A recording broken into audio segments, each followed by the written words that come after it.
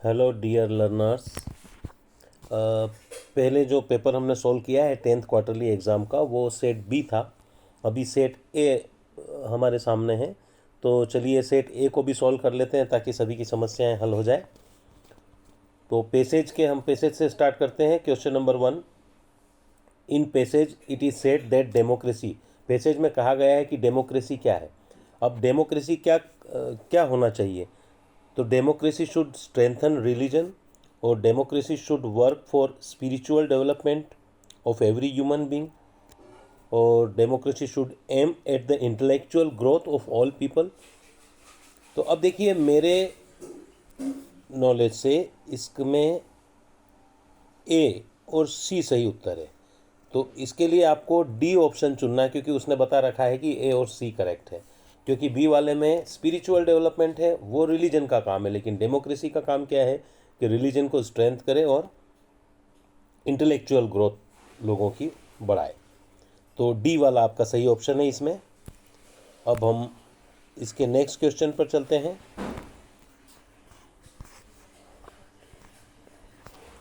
Next question है, which of the following is correct. A good religion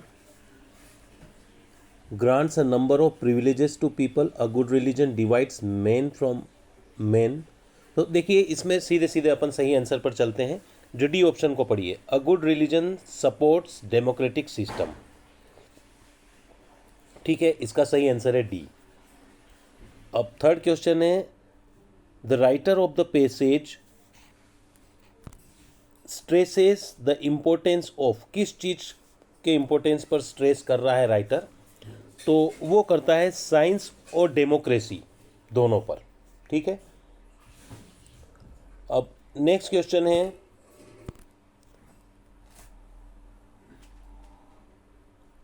the writer says that.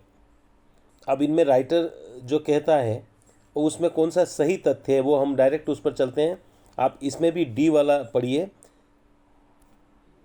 Faith without rational evidence may not be acceptable to the educated people. ठीक है, ये D वाला इसमें correct answer है। फिर last जो है, what according to the writer is the role of religion in the present age. Present age में रिलीजन का क्या रोल है। तो इसका करेक्ट आंसर है ए वाला,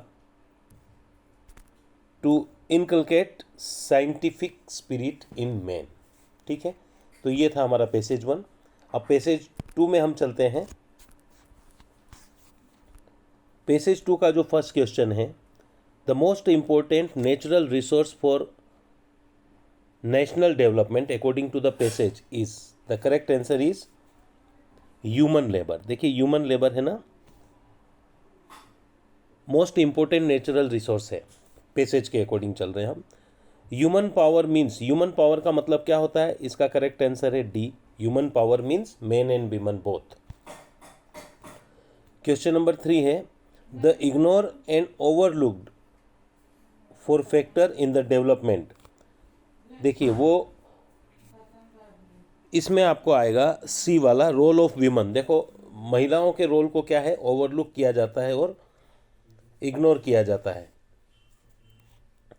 ठीक है, फिर जो फोर्थ क्वेश्चन है, वुमन हैव हार्डली।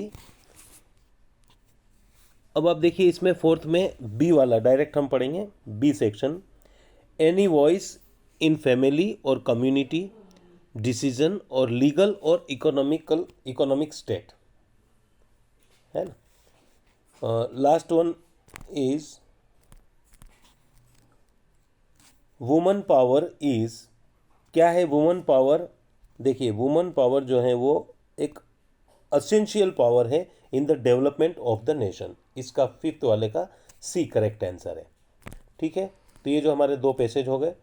अब जो थर्ड क्वेश्चन है वो है, नोट प्रिपेयर करना है हमको। और नोट प्रिपेयर करने के लिए मैंने पहले भी आपको बता दिया है कि नोट किस तरह से प्रिपेयर किया जाता है। अगर आपने नहीं देखा है तो आप मेरे चैनल पर जाइए, संजीव शर्मा इंग्लिश टाइप करेंगे और उसमें आप सर्च कर लीजिए, वीडियोस में आपको मिल जाएगा। आप आसानी से 4 के 4 नंबर गेन कर सकते हैं। क्वेश्चन नंबर 4 में देखिए आपको एप्लीकेशन आई है। You are Yashasvi Shrivastava, studying in government CM rise school Gureya, है ना, and write an application to the principal for issuing books from book bank. अब देखिए इसमें आपको मैटर समझ में आता है कि नहीं आता है। आप इसमें से अगर 4 नंबर की है तो 3 नंबर आप बिना एप्लीकेशन समझे भी ला सकते हैं। आप मेरे चैनल पर जाकर एप्लीकेशन का डिटेल देखिएगा, मैंने उसमें आपको समझा रखा है। आप अगर क्वेश्चन नहीं भी समझते हैं तब भी आप एप्लीकेशन सीख सकते हैं ना, उसमें नंबर गेन कर सकते हैं। चलिए क्वेश्चन नंबर 5 पर चलते हैं हम।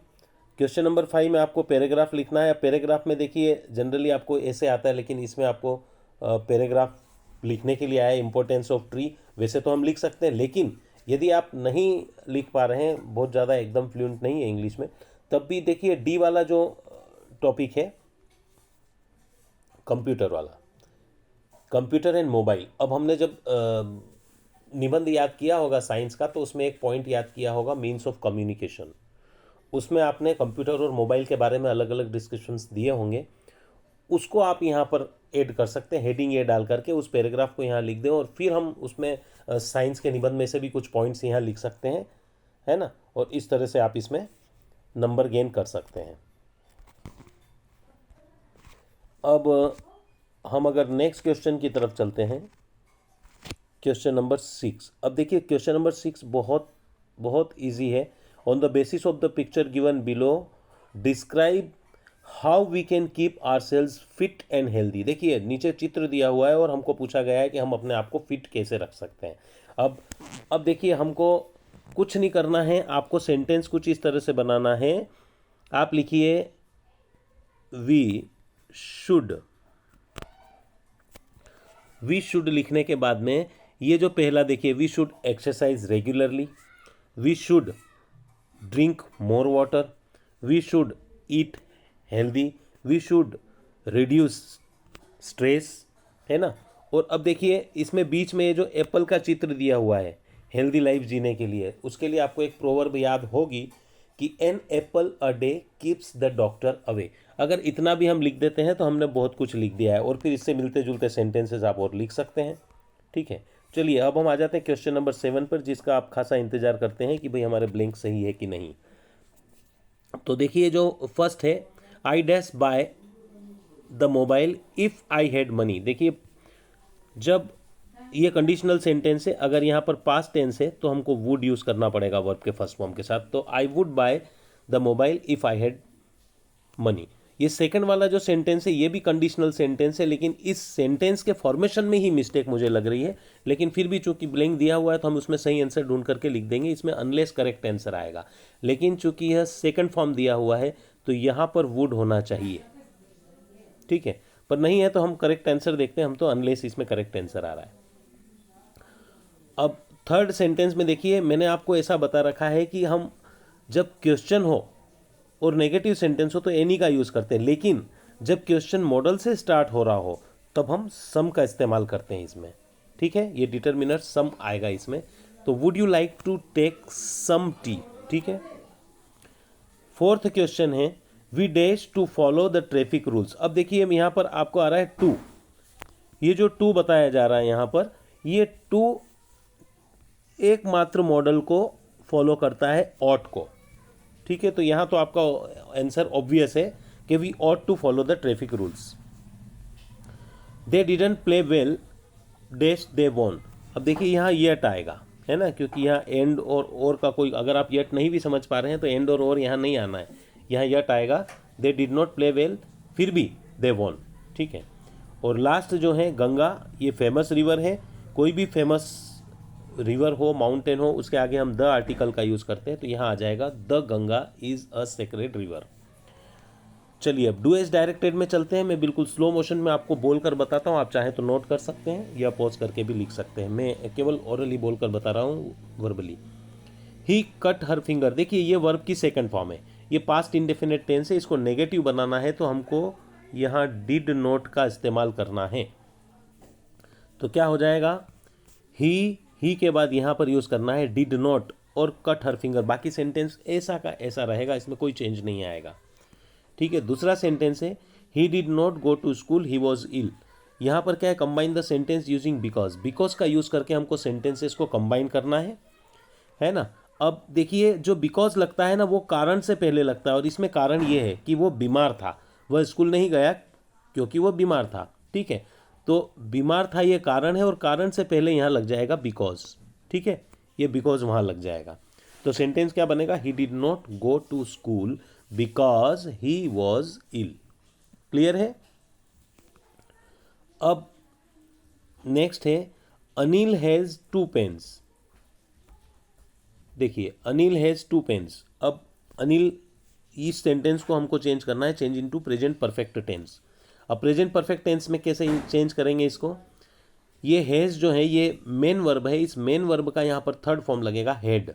ठीक है, और प्रेजेंट परफेक्ट टेंस में हेल्पिंग वर्ब लगती है हैज़ और हैव। अनिल के साथ हैज़ लगेगा, तो अनिल हैज़ हैड 2 पेन्स, ये इसका करेक्ट सेंटेंस बनेगा।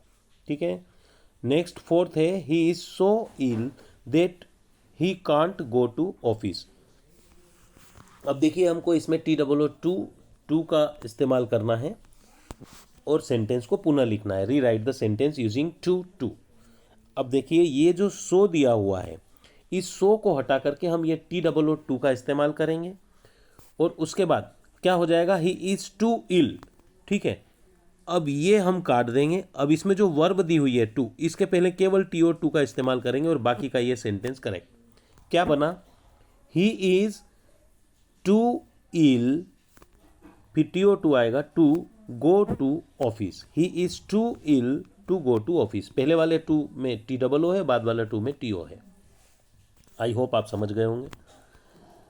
नेक्स्ट जो है fifth sentence, the man is an army officer, the man is standing by the principal. अब देखिए ये जो सेंटेंस दिया हुआ है इसमें हम आर्मी ऑफिसर को कैसे डिफाइन कर रहे हैं, तो पहले मेरे अकॉर्डिंग पहले ये वाला सेंटेंस आना चाहिए।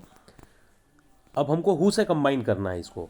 हु हम किसके लिए लगा रहे हैं, उस मैन के लिए। तो कैसे बनेगा, द मैन, यहाँ पर हु लगा देंगे, the man who is standing by the principal, फिर द मैन ये काट देंगे और बाद में आ जाएगा इज एन आर्मी ऑफिसर।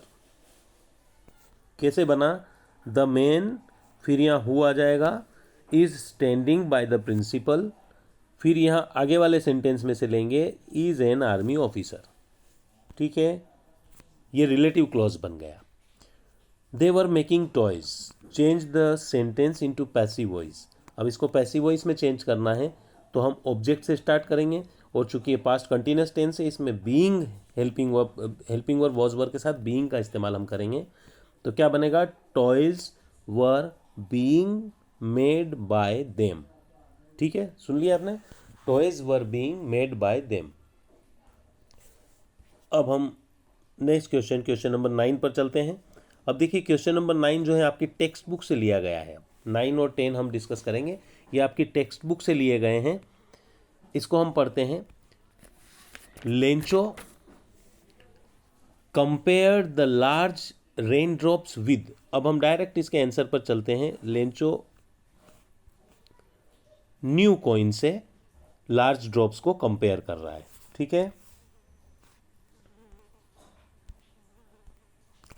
फिर सेकंड वन है, what does fire symbolize in the poem fire and eyes. देखिए फायर जो है ना ये ह्यूमन डिजायर को सिंबलाइज करता है, यहाँ पर ह्यूमन डिजायर। ठीक है, और आइस के बारे में नहीं पूछा है। आइस अगर पूछते हैं तो आइस को हेटर्ड को सिंबलाइज करता है वो। अपना करेक्ट आंसर ए वाला है। थर्ड है, according to Nelson Mandela what is the country's greatest wealth. देखिए नेल्सन मंडेला के अनुसार किसी भी कंट्री के पीपल जो होते हैं वो वहाँ का ग्रेटेस्ट वेल्थ होते हैं। ठीक है, the poem Amanda is composed bye. Amanda poem किसने लिखी है, रॉबिन क्लेन। सी वाला जो आंसर है हमारा correct, Robin Klein is the correct answer. चलिए अब क्वेश्चन नंबर 10 पर चलते हैं। An extract has been taken from your text book, और उसको फॉलो कर रहे हैं 3 क्वेश्चंस। तो ये एक्सट्रैक्ट किस टेक्स्ट से लिया गया है, पहला क्वेश्चन पढ़ते हैं हम। Who is the writer of the lesson from which the text has been taken. ये जिस लेसन से ये टेक्स्ट लिया गया है इसके राइटर कौन है। तो ये क्या है, ऑटोबायोग्राफी नेल्सन मंडेला की जो है उससे लिया गया है, इसके राइटर नेल्सन मंडेला है। सेकेंड क्वेश्चन है, a man who takes away another man's freedom. देखिए यदि कोई किसी और की आज़ादी छीनता है तो वो क्या कहलाता है, ऊपर पैसेज में समझाया गया है, वो अ प्रिजनर ऑफ हेटर्ड, उसको अ प्रिजनर ऑफ हेटर्ड की खिताब दिया गया है। ठीक है,